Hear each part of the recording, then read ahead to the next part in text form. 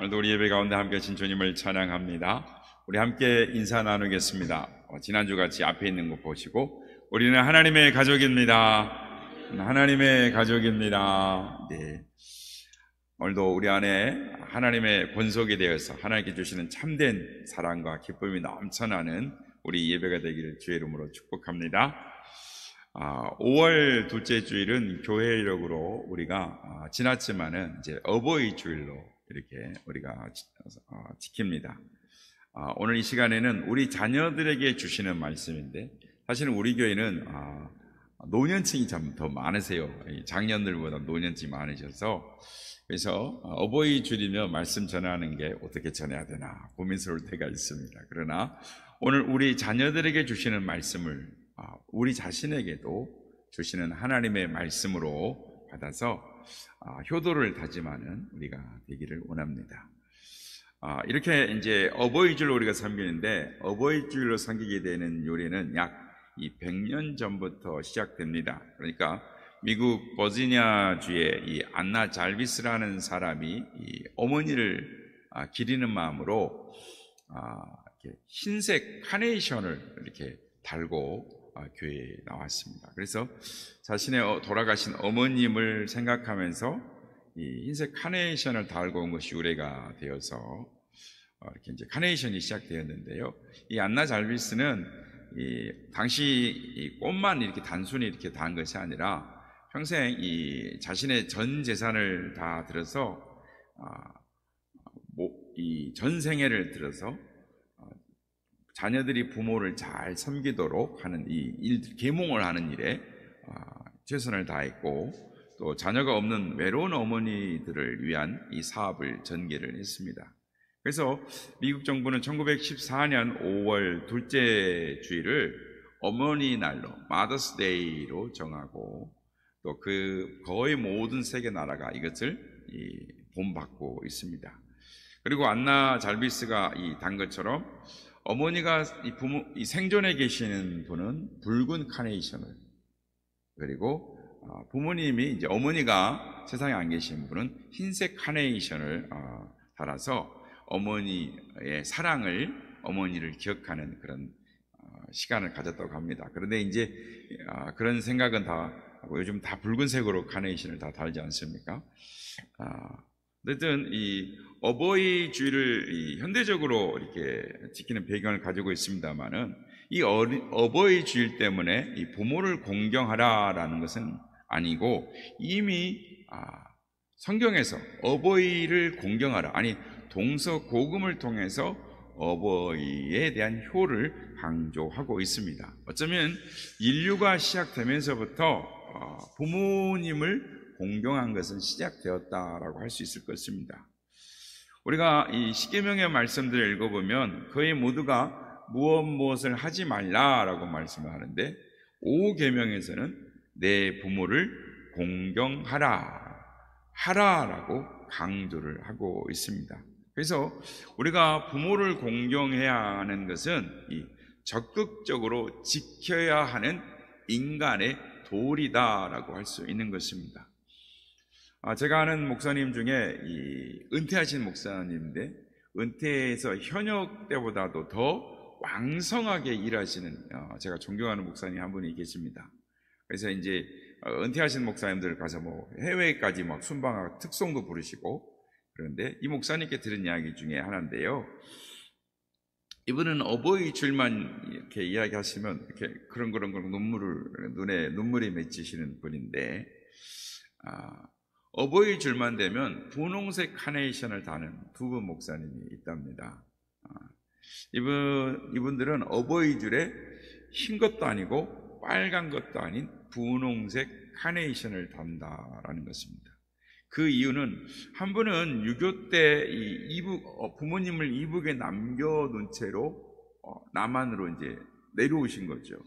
그래서 그 당시에 부모님이 전쟁통에 생존해 계시는지, 아니 지금도 생존해 계시는지, 이제 본인 연세가 이제 70이 넘었으니까 부모님은 돌아가셨겠죠. 그런데도 부모님의 생사를 알지 못하기 때문에 붉은 것은 달 수가 없고, 그렇다고 돌아가신 걸 내가 직접 확인을 못했으니까 흰색 카네이션을 달기도 그렇고, 그래서 분홍색 카네이션을 단다는 것입니다. 그리고 그 피난하고 내려올 당시에 부모님을 어떻게 해서든지 모시고 내려오지 못한 것이 마음에 걸려서 계속 그분은 분홍 카네이션을 단다고 합니다. 또 한 분은 이제 선교사를 다녀오신 분인데 아프리카 선교를 다녀오신 분입니다. 그러니까 예전에는 이 교통도 그렇지만 경제적으로도 이렇게 어렵습니다. 그런데 이 부모님이 한 달간 사이에 어머니, 아버지가 그냥 돌아가셨습니다. 그러니까 요즘과 달리 수십 년 전이잖아요. 그러니까 아프리카에 소식이 들어가기 어려운 거예요. 교통편도 그렇고. 그래서 아버지, 어머니 장례 때 나와보지를 못한 거예요. 그러니까 이 목사님은 지금도 도무지 부모님이 돌아가신 것이 실감이 나질 않는 거예요. 선교지를 떠날 때 김포공항에서 기도해 주시면서 손 흔들며 잘 갔다 오라고, 잘 가라고 이렇게 해주셨던 그 부모님 얼굴이 떠오르지, 그래서 그 모습 그대로 부모님이 살아있는 것 같아요. 그래서 흰 꽃을 달고 싶은 마음은 도무지 내키지 않고, 그래서 분홍 카네이션을 단다라고 합니다. 사실 이 살아계실 때 못다한 효도는 이것이 나중에 정말 후회되는 이 가슴 아픈 일로 남게 되는 것입니다. 마땅히 해야 될 일, 그 일은 적극적으로 하시는 우리 모두가 되시길 예수님의 이름으로 축복합니다. 사실 효라는 것은 결코 선행, 어떤 굉장한 것을 하는 것이 아닙니다. 마땅히 인간이라면 해야 할 도리로 해야 하는 것입니다. 그렇지 못할 때는 인간이 아니라 하나의 동물이 되어버리고 마는 것입니다. 여러분, 인간과 동물이 다른 점이 어디 있는가 한번 생각해 보시기 바랍니다. 동물과 짐승이 다른 게 뭐가 있을까요? 간혹 모성애를 말하긴 합니다. 그러나 동물의 세계에도 그 모성애와 비슷한 모성애가 있습니다. 어떤 때는 굉장히 강한 모성애를 이야기하죠. 그러니까 동물의 세계 중에 두더지라든지 원숭이라든지, 그래서 열어봤더니 원숭이의 창자가 이렇게 9조각으로 났다라든지 이런 이야기들이 있습니다. 그러니까 고슴도치도 제 새끼는 사랑하는 것입니다. 그렇다면 인간이 동물과 다른 점이 무엇이겠습니까? 동물도 새끼 때는 사랑하는 것입니다. 아주 어렸을 때는 호랑이도 제 새끼를 끔찍히 사랑합니다. 그러나 크면 어떻습니까? 물어버리는 것이죠. 새끼도 보면 어렸을 때는 자기가 필요할 때는 어미를 따릅니다. 그러나 어느 정도 크고 나면 어미와도 싸우고 또 떠나버리고 마는 것입니다. 이것이 동물의 세계인 것입니다. 그런데 사람 중에도 아직 덜 된 사람들 가운데 그런 사람들이 있음을 봅니다. 아주 어린이 때는 그 아이를 극진히 사랑합니다. 그러나 조금 크면 으르렁대는 것입니다. 부자간이 만나면 싸웁니다. 이건 바로 동물성인 것이죠.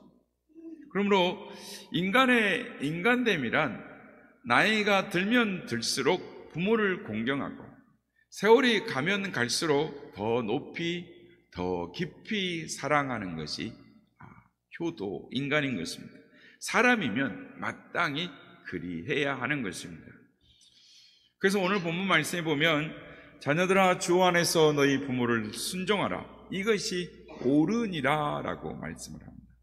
이렇게 하는 말이 옳다라는 말입니까? 이 옳다라는 말을 성경 원문으로 보면은 당연하다, 당연한 일, 마땅한 일 이렇게 나오고 있습니다. 그러므로 효도라는 것은 어떤 선행을 하는 것도 아니고 공로도 아니고 사람으로서는 마땅히 해야 할 지극히 당연한 일이다라는 것입니다. 그런데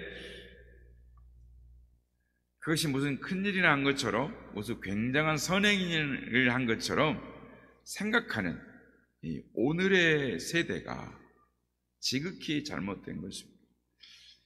문제는 우리의 마음 자세가 잘못되었다라는 것입니다. 오늘의 세대가 잘못되어 가고 있는 것을 단 한 가지를 지적을 해본다면 극단적인 개인주의를 꼽을 수가 있을 것 같습니다. 자기 개인만을 최우선으로 하는 경향, 그것이 문제인 것입니다. 이것들로 인해서 가정이 파괴되고 부부가 헤어지고 부모 자식 간의 충돌이 일어나는 것을 우리는 요즘 세태를 보면 안타까워하고 어찌해 볼 수 없는 이런 사회의 경향인 것입니다. 어떤 이는 부모가 내게 해준 것이 없다라고 말하며 불효합니다. 우리가 어버이 줄 때마다 항상 이런 이야기를 하죠. 과연 그럴까요? 세상에 부모 없이 태어난 자녀는 한 명도 없습니다. 세상에 태어나는 일, 그것이 그냥 되는 일이 아닙니다. 어머니가 뱃속에서 임신하면 아기는 엄마의 진액을 먹고 태어나는 것입니다. 입덧이 심한 엄마는 아기가 태어날까지 아무 음식도 먹지 못하는 거 토해내는 것입니다. 그래도 엄마는 먹지 못했는데 아이는 건강한 아이가 태어납니다. 왜요? 엄마의 골수를, 엄마의 영양까지 모두 다 아이가 빨아먹기 때문입니다.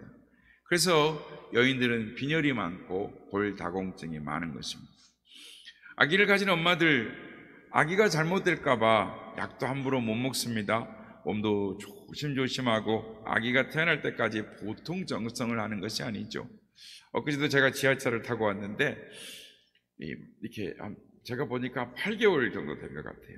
그런데 조심조심 와가지고 이렇게 분홍 시트에 딱 앉으면서 이런저런 이야기를 하는 걸 봤습니다. 그런데 항상 이렇게 배를 보호하고 또 나갈 때도 천천히 일어나서 배를 보호하고 사람들 그 틈 사이를 지나가는 것을 보았습니다. 먹는 것, 걷는 것, 일하는 것 하나하나 신경을 쓰는 것입니다. 그동안 아빠는 엄마를 보호하느라고 설거지도 해주고 청소도 해주고 빨래도 해주고 또 이 밥도 해주고 뭐 여러 가지 애를 쓰죠. 요즘 젊은 아빠들은 잘합니다. 그런데 이제 나이 든 저 세대부터는 좀 잘 못한 양심이 이런 이야기를 하면 마음에 양심이 있습니다. 어쨌든 태어날 때의 고통이라는 게 이루 말할 수 없습니다. 엄마들이 애를 낳을 때 다시는 안 낳으리라 할 정도로 고통이 심하죠. 그러나 그 아이를 안을 때 그 아이를 위해서 또 생명을 바쳐 그 아이를 사랑하는 것입니다. 태어난다고 또 그냥 자랍니까? 동물들은 태어나자마자 걷기도 하고 젖을 빨기도 합니다.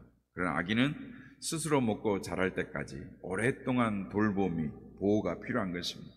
젖은 물려줘야 하고 또 젖이 안 나오면 또 우유통을 타서 먹여줘야 하고 한밤중에도 몇 번씩 배고프다고 칭얼대면 일어나서 젖을 먹이는 것입니다. 아기 때문에 잠을 제대로 자지를 못하는 것이죠. 아이가 배가 불러올 때부터 아이가 돌 떼서 아장아장 걸을 이유식을 먹을 때까지도 한숨도 제대로 잠을 못 자는 것입니다. 아이가 아프기라도 하면은 거의 뜬 눈을 지새우고 병원에 가서 아이가 아프면 대신 아팠으면 좋겠다 할 정도로 아이를 붙들고 우는 것이 엄마들입니다. 아기가 자랄 때까지 뒤뚱뚱 3살, 4살, 오늘도 우리가 옥상에서 어린이 주일 행사를 합니다만은 3살, 4살, 5살 돼도 항상 불안한 것이죠. 그러니까 보통 애들 눈에 보면 이렇게 상처가 있어요. 그러니까 꼭 4살 정도 걸어, 3살 걸어 다니면 아장아장 걸으면 그게 꼭 테이블 높이 하고 맞거든요. 콕콕 찧어가지고 얘들 얼굴 주위를 자세히 한번 보세요. 그러면 10 중에 아이 하나는 눈가에 이렇게 흉터가 있습니다. 어쨌든 아이가 자랄 때까지 눈을 떼지를 못하는 것입니다. 유치원, 초등학교, 중고등학교, 대학 갈 때까지 부모가 쏟는 정성이 대단한 것이죠. 온 정성을 쏟습니다. 출가를 시켜도 항상 신경이 쓰이는 것이죠. 부모님은 돌아가실 때까지 자녀를 걱정하며 돌아가시는 것입니다. 자녀가 잘 되기를 바라며 희생하십니다. 일본에 2 아들과 함께 살아가던 한 어머니가 어느 날 밖에 나가서 집에 불이 났습니다.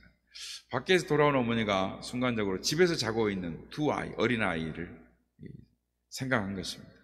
불 속에 뛰어들어가서 그 2 아이를 이불에 싸고 나왔습니다.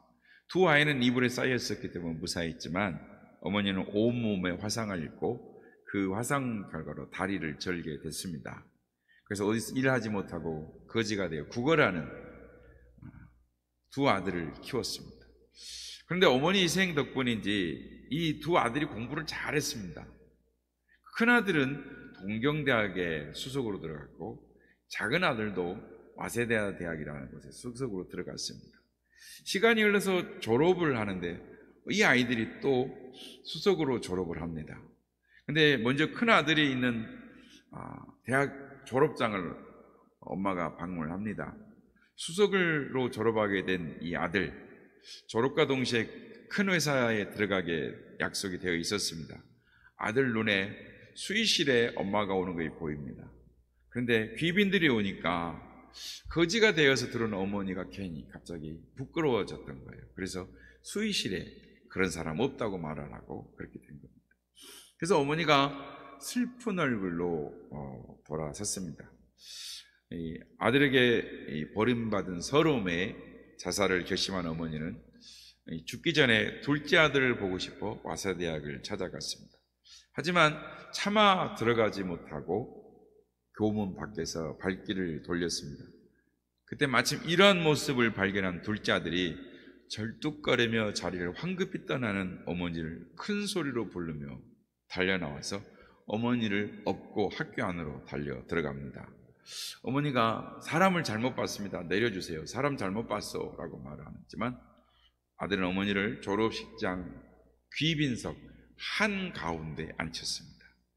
값싼 액세서리로 몸을 치장한 귀부인들이 어머니를 보고 수근거리지만 어머니가 몸둘 바를 모릅니다.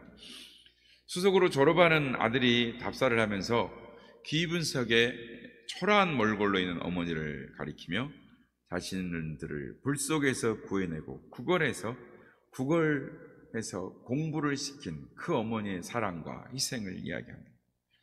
그제서야 사람들이 감동의 눈물이 고였습니다. 그리고 신문과 방송에 이 아이들의 소식이 전해졌고 이 아들은 오너의 사위가 됐습니다. 그러나 어머니를 부끄러워했던 큰아들은 입사가 취소되고 말았습니다.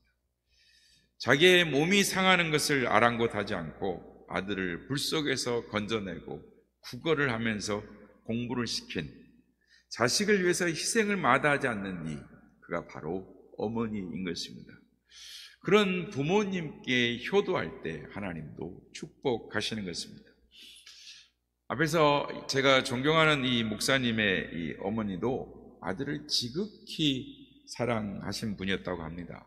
목회를 한다고 부모님을 잘 찾아뵙지 못했으면 고향에 내려가면은 이 어머니가 자신이 송수 농사 지은 것, 채소며 호박이며 감자며 있는 것 없는 것 바리바리 싸가지고 보내주신다는 거예요. 그러면 어머니 마트에 가면 다 있어요. 그래도 손수 본인이 농사 지은 거를 주시고 싶어서 김치 담근 거면 뭔 거면 막 바리바리 싸서 주는 거예요.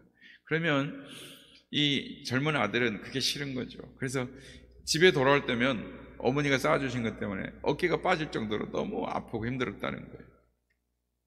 그런데 목사님이 연세가 들고 보니 그 어머니의 사랑이 그립고 감사하다라는 것입니다. 특별히 어머니께서 말년에 치매로 좀 고생을 하셨는데 그래도 아들을 향한 사랑이 각별했다는 것입니다. 그래서 정신이 들면은 전화를 해요. 어머니를 이제 모시게 됐는데 이 목사 언제 와? 하고 전화하십니다. 기다리시다가 좀 늦게 들어오면 정신이 드신 날은 아들 밥을 불편한 몸으로 차려주시는 모습이 이 목사님 눈에 선하고 또 어머니가 떠나시고 나니 이 너무 잘못해드린 것만 생각이 나고 죄송한 마음뿐이어서 어머니가 생각나면 화장실에 들어가서 거울을 보며 우신다라는 것입니다. 금방 기도해 줬는데 또 다리를 붙잡고 치매 걸린 어머니가 기도해 달라고 매달리던 그 모습이 눈에 선하시다라는 것입니다. 어버이 살아계실 때 섬기기를 다하여라. 한 번 가신 뒤에 애달다 어이하리. 생전에 고쳐 못할 일 이뿐인가 하노라. 어버이를 읽고 서로하는 송광정철 선생님의 시입니다. 반중 좋은감이 고와도 보이나니 부모가 반길 리 없으니 이를 서러워하노라. 내 아버지 어머니 홍시를 좋아하셨는데 잘 익은 홍시를 들고 가서 이것 좀 드셔보세요 라고 하고 싶은데, 그렇게 드리고 싶은데 이제는 반겨주는 사람이 없으니 그를 서러워하노라 라는 박인노의 종시입니다. 한자 하나 보여주시겠어요? 수욕종이 풍부지하고 자욕양이 친부되라라는 이 고사집에 나와 있는 건데요. 나무는 조용히 있고 싶어 하나 바람은 잠잠하지 아니하며 자식 어버이 공양하고 싶으나 부모님 기다려주지 않는다라는 말씀입니다. 효도도 때가 있습니다. 기회가 지나가면 후에 막급인 것입니다. 여러분, 효라는 것이 특별히 어떤 것을 행하는 것이 아닙니다. 효는 부모님의 마음을 편하게 해드리고 기쁘고 즐겁게 해드리는 것입니다. 어떤 권사님에게 두 아들이 있었습니다. 큰아들은 굉장히 부자여서 큰 집에 잘 살지만 작은 아들은 넉넉하지 못했습니다. 그런데 이 권사님은 큰아들 집에는 안 가고 작은 아들 집에만 가려고 했습니다. 그 이유는 작은 아들 집이 마음이 편하다라는 것이죠. 그것은 좀 며느리들은 듣기 싫어하시겠지만 그건 며느리에게 문제가 있는 것입니다. 무엇인가 어머니의 마음에 안 드는 것이죠. 그러니까 대궐 같은 집, 좋은 집이 소용이 없는 것입니다. 마음 편한 것이 제일인 것입니다.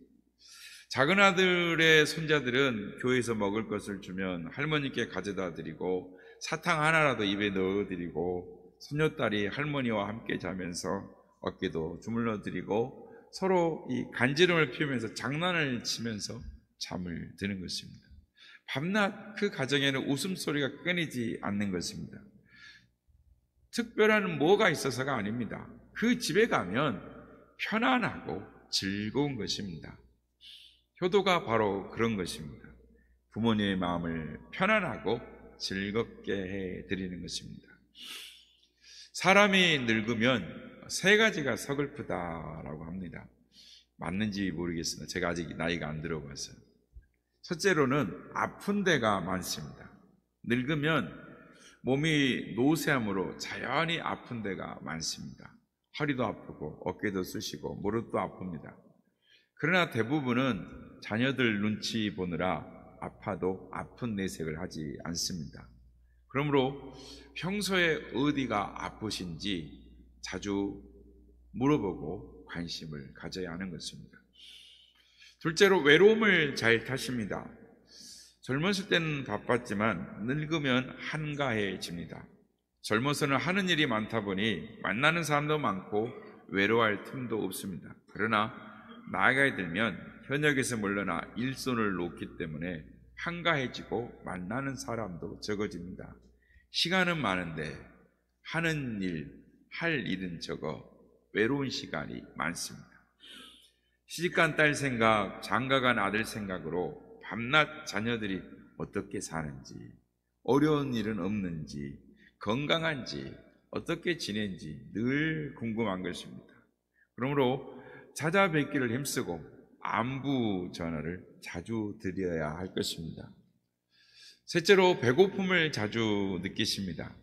모든 기능이 약해지다 보니 마음뿐이지 많이 잡수실 수가 없습니다. 입맛도 예전 같지 않습니다.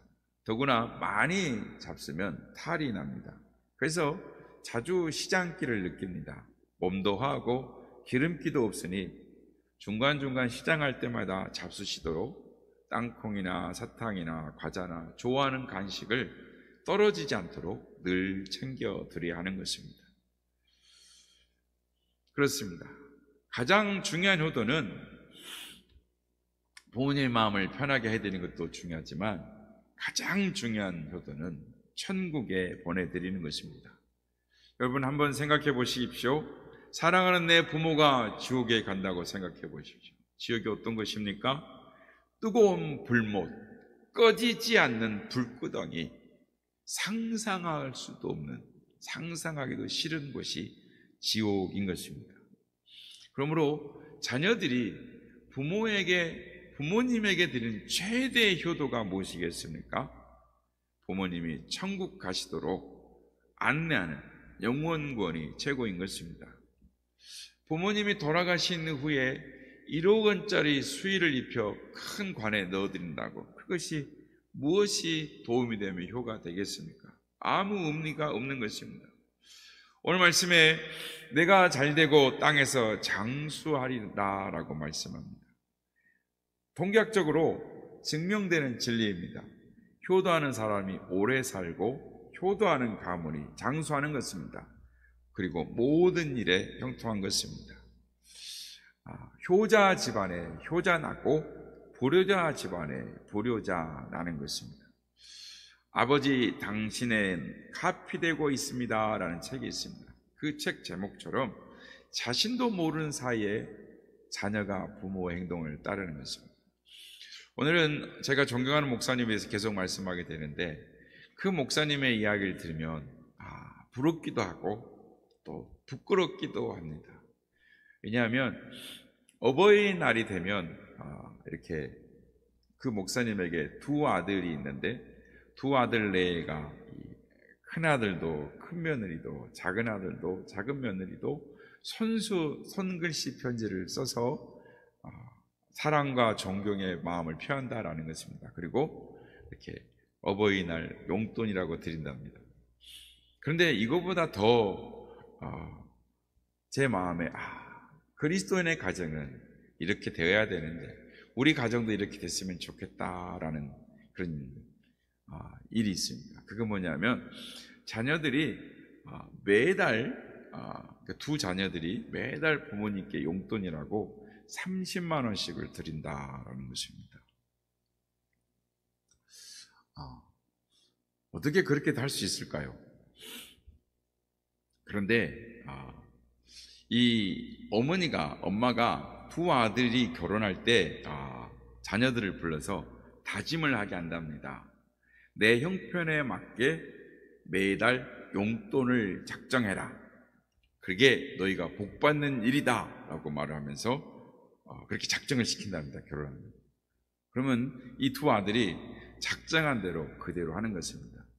이런 이야기를 목사님이 교회 성도들에게 이야기를 하면은 그리고 결혼할 때 자녀들한테 이것을 꼭 받아라 라고 말하면 성도님들이 대부분 못합니다. 우리 성도님도 그렇게 하십니까? 못하시죠? 우리 애들 학교 보내느라고 사는 게 힘들어서 그렇게 못해요. 용돈을 받기는커녕 내가 더 챙겨줘야 돼요. 이런 부모님들이 많으시죠. 그런데 그걸 이해는 하지만 그렇게 해서는 효도를 못한다라는 것입니다. 힘들어도 효도하게 하는 것이 자식을 복받는 게 하는 거라고 잊지 말라고 강조해서 성도님들에게 이야기한답니다. 그런데 이렇게 할 수 있는 것은 목사님의 자녀들이, 아들들이 그렇게 하는 것을, 그러니까 목사님이 형편이 힘들고 어려워도 젊을 때 양가의 부모님들에게 하는 것을 어려서부터 보고 자랐다라는 것입니다. 그래서 부모가 하는 것을 그대로 보고 배운 것입니다. 성도 여러분, 효자 집안에 효자 나는 것입니다. 오늘도 부모님을 외롭지 않도록 찾아뵙고 전화도 드리고 맛있는 음식도 대접하고 용돈도 부족하지 않도록 드리는 우리가 되기를 원합니다. 이미 부모님이 돌아가신 이들은 나이 많은 어르신들을 내 부모님처럼 모시면 되는 것입니다. 우리 모두가 부모를 공경하라라는 주의 말씀에 순종해서 땅에서 잘되고 축복받고 장수하는 그런 복된 믿음의 가정, 믿음의 가문들이 다 되시기를 예수님의 이름으로 축복합니다.